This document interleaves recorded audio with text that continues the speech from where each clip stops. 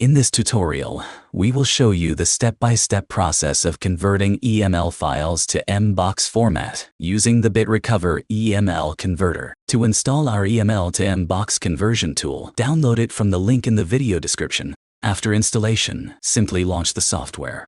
To begin, click the Next button. This tool provides users with Select File or Select Folder options. Users can choose either one of the available options. After selecting the folder, click the Select Folder option below. Click Next. Check on checkbox to select individual files or an entire folder that you want to convert. Click Next. Select a saving option allows you to save the file in your desired format for conversion. Let's select MBOX option for this tutorial. The Destination Path section allows you to specify the destination folder where the selected file will be exported.